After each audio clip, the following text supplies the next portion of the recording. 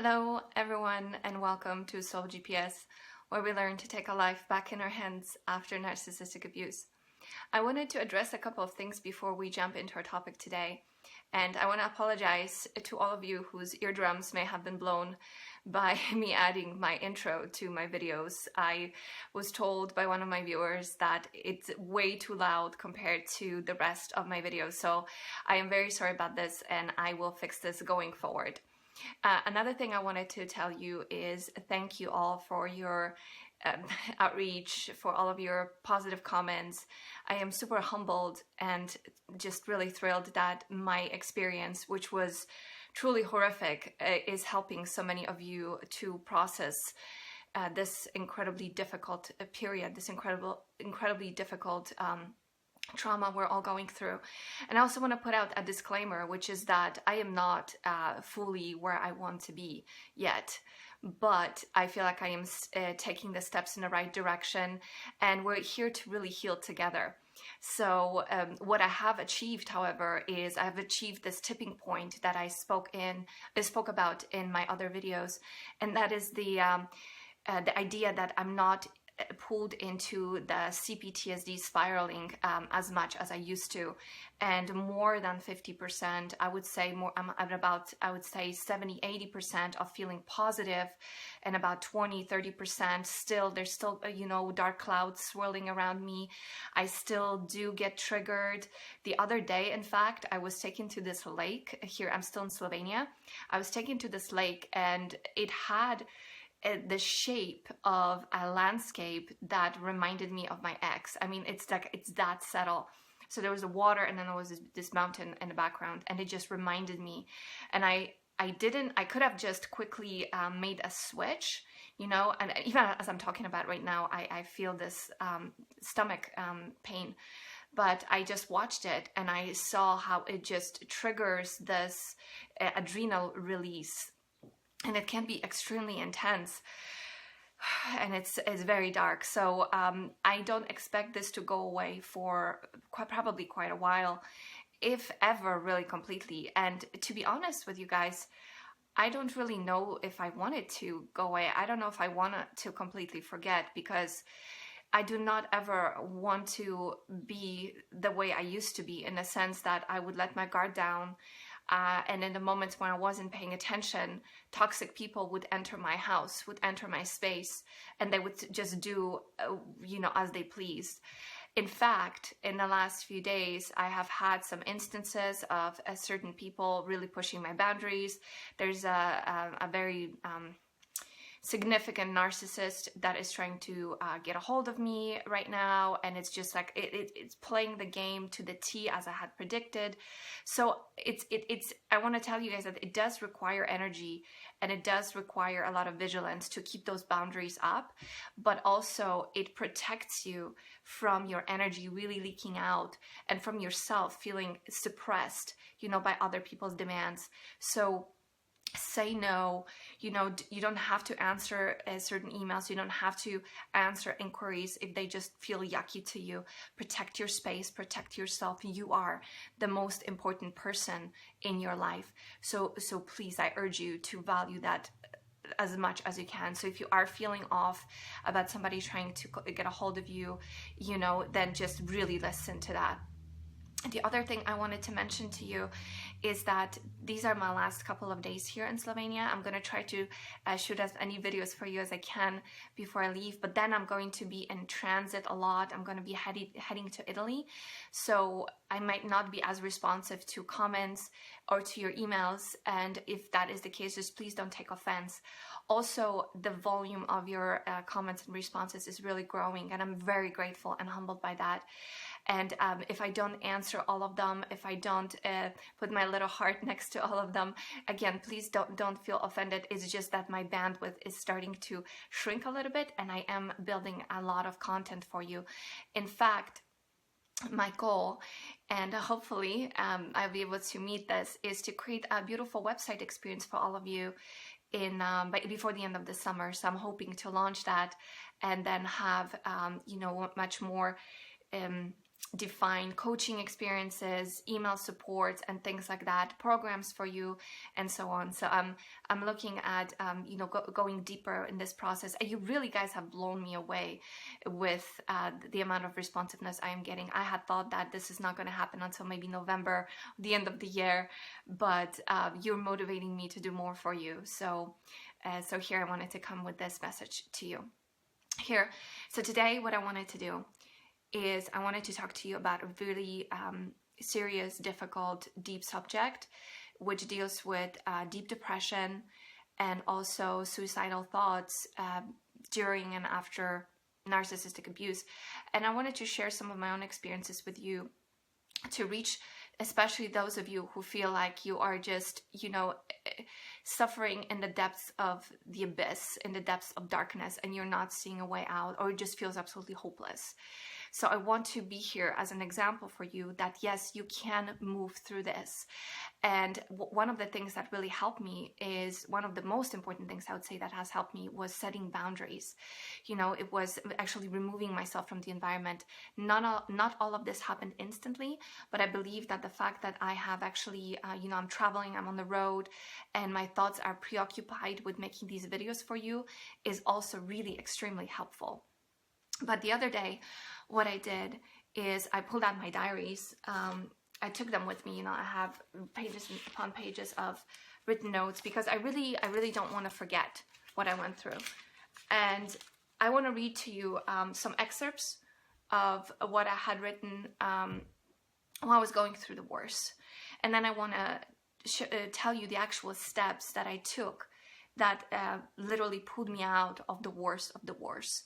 And it took some time, but I was pretty diligent because I read my diary. So I really wanted to, see like, what did I really do? This is not, packaging things nicely for you so you can have a model. It's still a model because it was something that worked for me, but it's an organic model that I actually pursued and followed.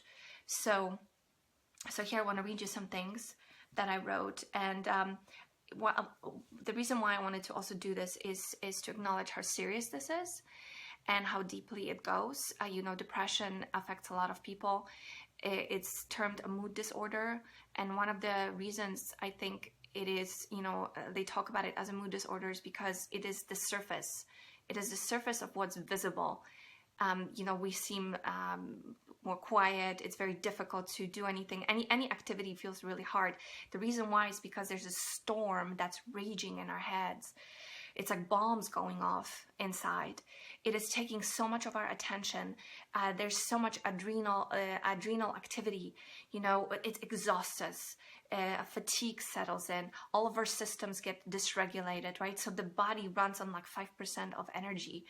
So it's like doing any form of work, anything, just feels so incredibly difficult. Getting out of bed is so incredibly difficult. So I want to really acknowledge that because it is really, really serious. And the negative activity, especially after narcissistic abuse, it's really adding fuel to the fire. So we really need to go there, and we really need to infuse ourselves. It's like ourselves going inside ourselves to bring in some light, bring in some hope. So here's something that I wrote when I was at one of the lowest points. I said this.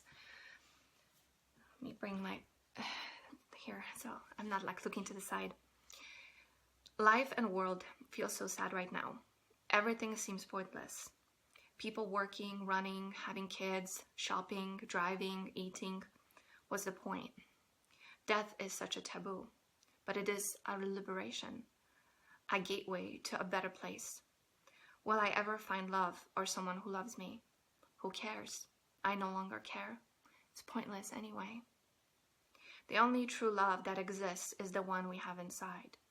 But I'm running low, very low right now. Just a glimmer, not enough to sustain me. I feel so lonely. I will not expect anyone to ever love me again. God, I'm so sad. Why do you let so many of your children suffer so much? So few understand self-love. I'm certainly not one of them. I don't love myself. I feel like I bother people. Like they like me only if I do things for them. Otherwise, I'm just an invisible nothing. There's so much in this little excerpt. We could go on analyzing this right forever, but I wanted to read this to you. It's very personal, very deep, because I think that many of you can relate, and many of you are going through exactly that, your own personal flavor, you know. But the similarity in all of this is the fact that there's this feeling of hopelessness. There's a feeling of wanting to give up. There's like looking into the future is not even exciting. So in some ways we have to force ourselves to do this. So I want to tell you how I overcame this. And these were 3 steps, but I added a 4th one, which I didn't really have in my diary, but this is something that I actually did. And it's really crucial. So number 1, what I did is I admitted the truth and I made a decision. So what happened was this. I needed to continually remind myself that this person that did this to me was a horrible psychopath, narcissist, person without conscience, person who was really calculating in what they did. They did not care about my feelings. They did not care about any of what I have felt. They had so many opportunities to come around while I was crying, while I was suffering, to help me out of this. So once I finally left the situation, and they kept, of course, hoovering for days and days and days, I felt this tremendous pull to want to contact them again and make good, right? But then I knew better. I knew better that it's just going to get worse, because again, I look back and I saw all these times that they had a chance to reach out and hug me and tell me, you know, that they're there for me or whatever. Just what a normal person would do. None of that's happened. There was a moment of like stability, and then they would go further and further. It was almost like they were taking a breath and then push the next level of crazy making onto me, and on and on and on it went. So I saw this pattern, which had taken many days, many hours to build up. So I knew there was no point. So once I finally admitted the truth to myself, it took me days to really for it to sink in. And some people that I spoke to, you know, in my coaching, and also other survivors, there's this period of time when it's so difficult to really come to terms with I could really, this person I lived with for 10, 20 years, you know, really, were they really that callous? Were they really that calculated?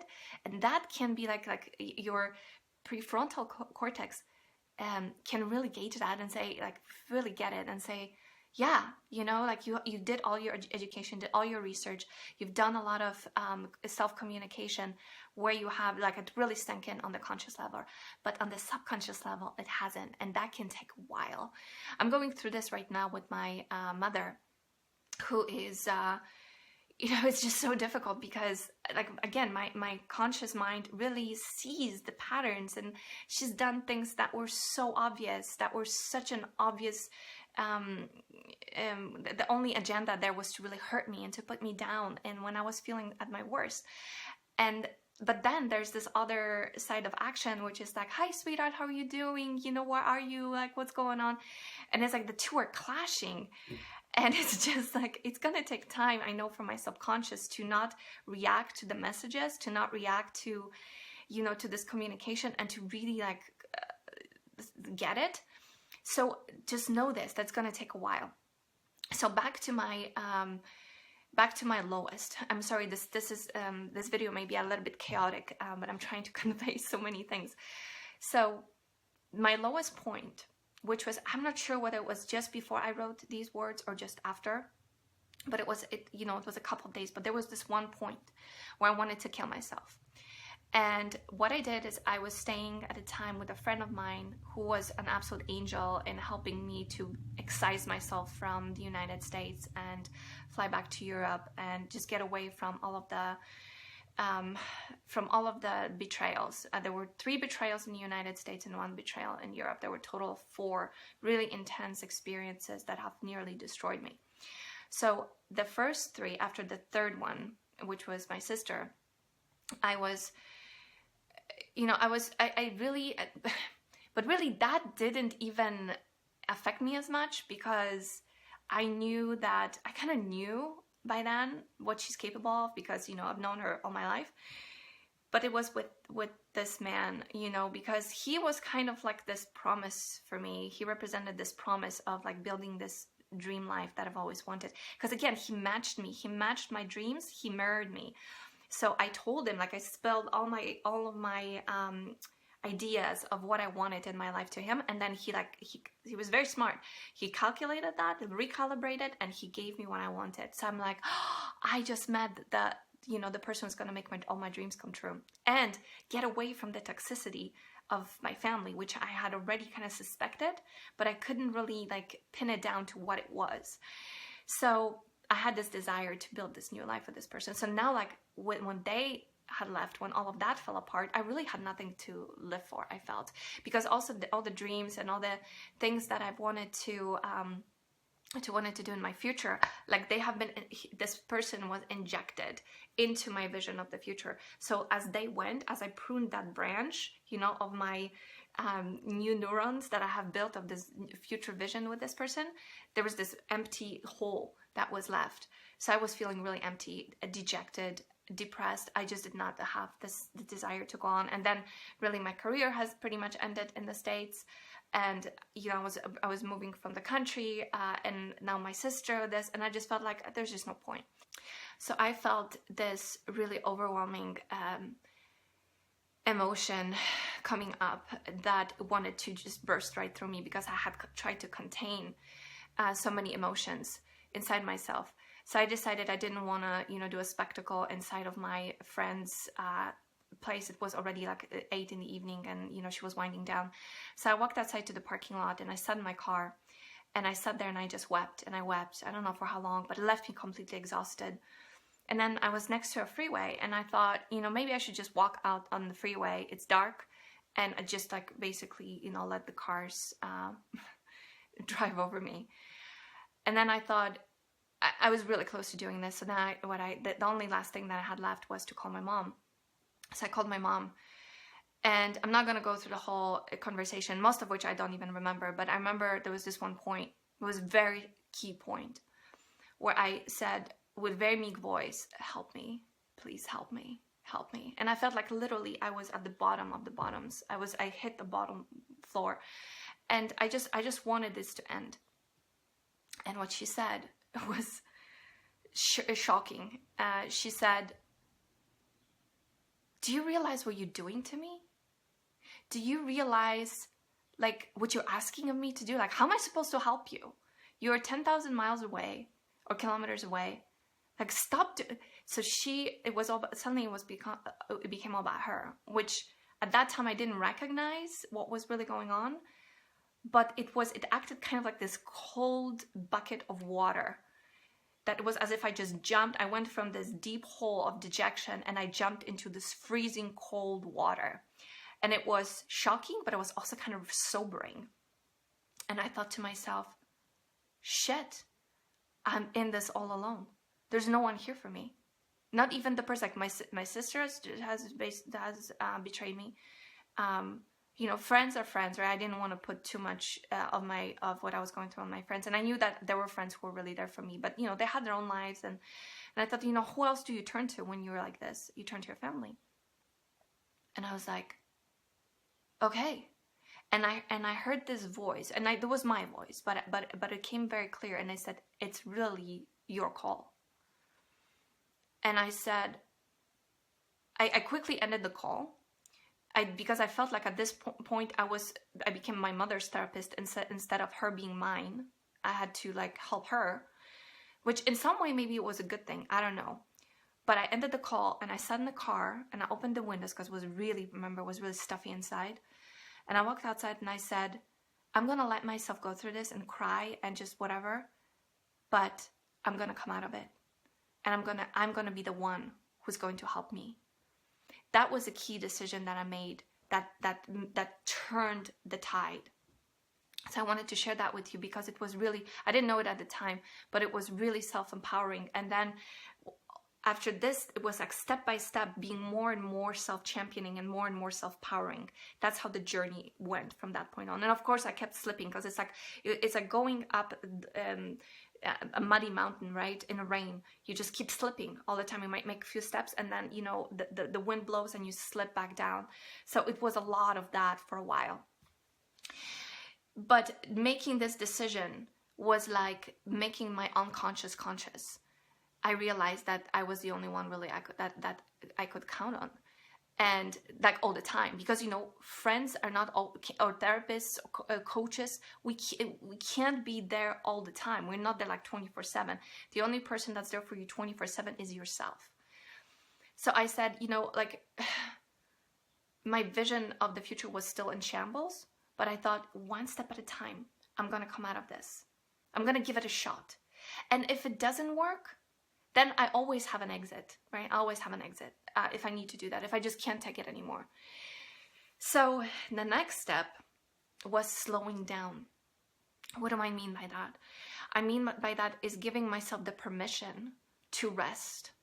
I was really lucky at the time because I ended my job, so I didn't have a regular 9 to 5.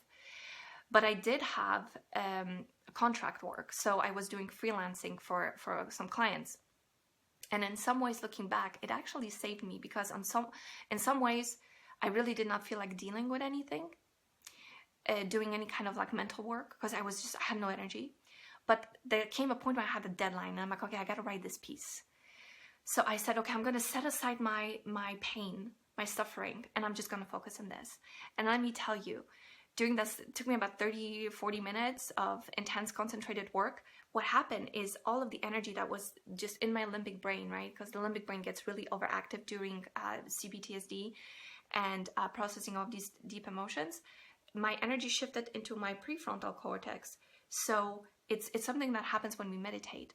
So it, in a way, saved me. And I had that moment of respite.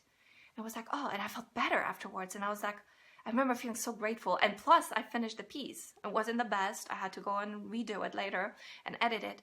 But I felt a sense of accomplishment, which happens.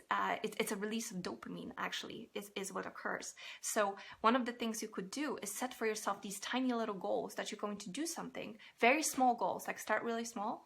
And when you accomplish them, you're going to have this sense of completion and this sense of accomplishment, which is going to give you that little dopamine release. And that's going to help neutralize some of the negativity and these negative chemicals, you know, that are swimming in your body from the CPTSD, from the HPA axis breakdown, right, which occurs when we go through a flashback or when we are ruminating on the past.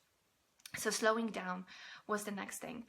Step number 3 was incredibly important. And I didn't do this until about 2 months after the grand finale of the breakup.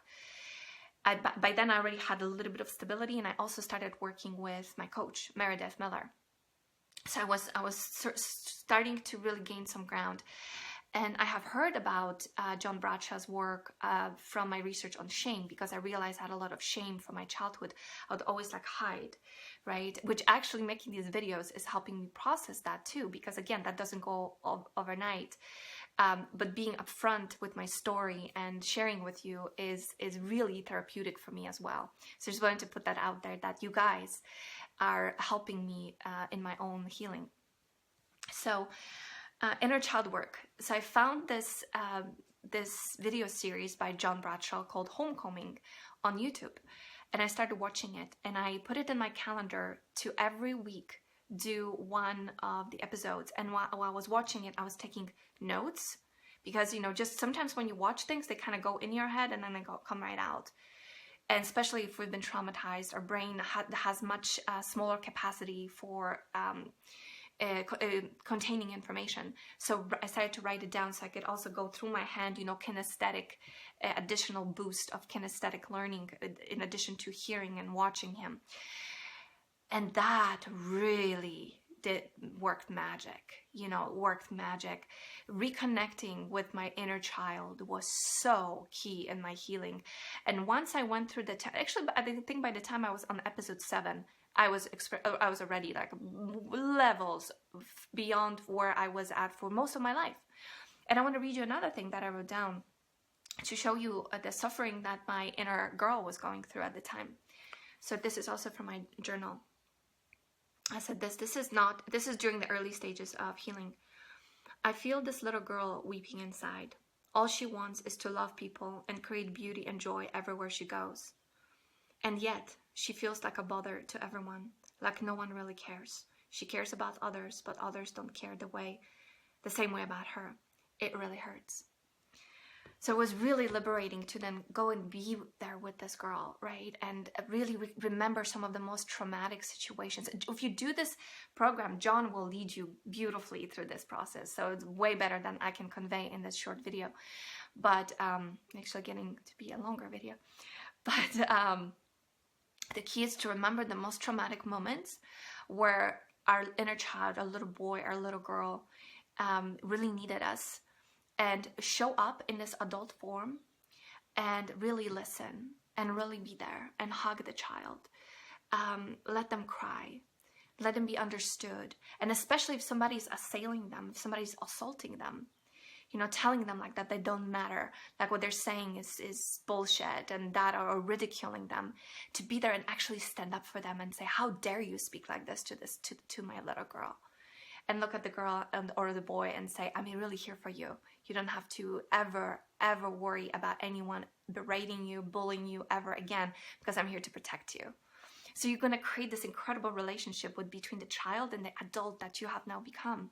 And the child is going to look up to you, go like, whoa, what an amazing person, right? And you're going to look down at the child and be able to like evoke this compassion and love within yourself. It's almost as if having somebody to live for. It's a really magnificent thing that happens during this inner child healing. So I want to recommend this for all of you to do. Step number 4, what I did is I went out there and I broke the pattern. I remember during the time when I felt like really laying in bed, I forced myself to make, set up an appointment with my friend to get some coffee. And I also shared my experiences with people. I tried to talk about this. I didn't want to contain it inside because like I said in my earlier videos, keeping the trauma in is what makes the trauma look more like a monster. It turns it into a scary monster. But the moment we externalize and talk about it, whether it's journaling, whether talking to a therapist, whether talking to a coach, this is why therapy is mostly talking. See, we got to get that stuff out. So that was really, really, really key for me. Going on a walk when I felt like just crawling, forcing myself, and all of those things will add up and will prepare you for that moment of the tipping point where majority of your state will be much more stable and balanced as opposed to crashing. Your system will not crash as often. So this is like putting scaffolding inside your system. So it is also really important to understand and really pay attention to how you're dealing with your CPTSD. Many of us would disassociate, and I was one of them. I'm the flight and disassociation. I wanted to mention a couple of things about disassociation, because if you're that person, or dissociation, not sure, but maybe it's both, is basically you have you're not really here. You're kind of in another world.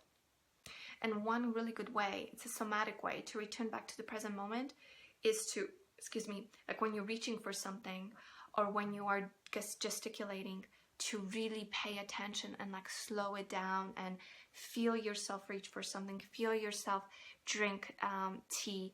It's the practice of mindfulness that can start really bringing you here. So just something to pay attention to, because if we're running away, if we're constantly being pulled into the rumination or into fantasy world, it will slow down our healing. So just continue to bring yourself into this moment and be there for yourself. Be there for you now. Be there for your inner child. Be there for your future self, that is waiting to bloom and blossom. So just wanted to mention this.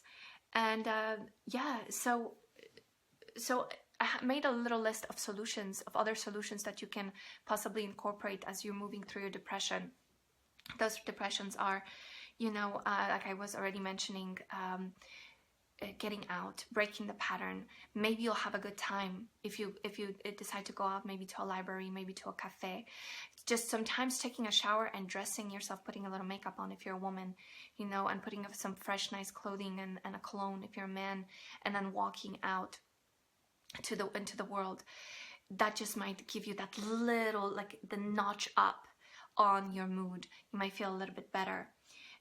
Also, you might consider looking at your depression as an outside entity and talk to it. So you can visualize it as this kind of like a cloudy, amorphous, sort of a dark entity that's sitting across from you, and you can have a dialogue with it.